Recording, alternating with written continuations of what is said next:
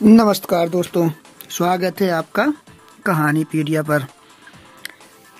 लगातार आपके पास हम लेकर के आते हैं बहुत ही मोटिवेटेड और सीखने वाली कहानियाँ। तो आज हम लेकर के आए हैं एक नई कहानी जिसका टाइटल है कठिन परिस्थितियों को जीतना सीखो। कहानी जल्दी ही शुरू करते हैं। तो कहानी शुरू होती है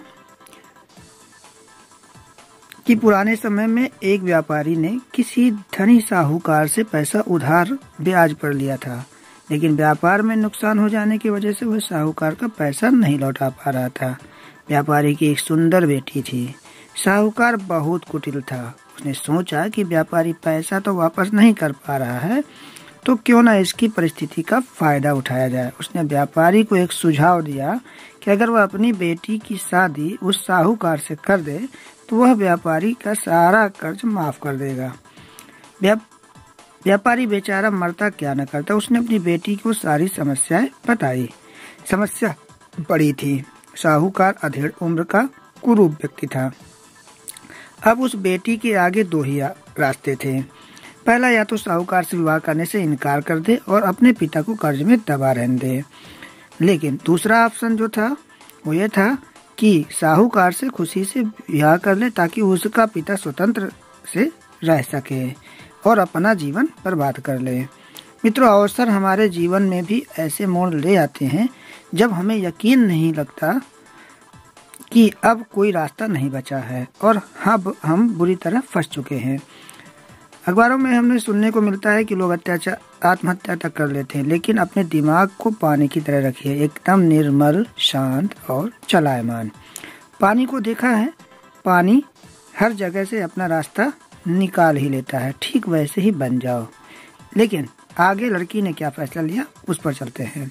लड़की ने साहूकार के आगे एक शर्त रखी कि साहूकार एक थैला लाए और उसमें दो गोलियां डाले, एक सफेद रंग की, दूसरी काले रंग की। इसके बाद लड़की उस थैले से आंख बंद करके कोई एक गोली निकालेगी। अगर काली निकली तो लड़की साहूकार से विवाह कर लेगी और उसके पिता का सारा कर्ज माफ कर दिया जाएगा। साथ ही अगर गोली सफेद निकली तो पिता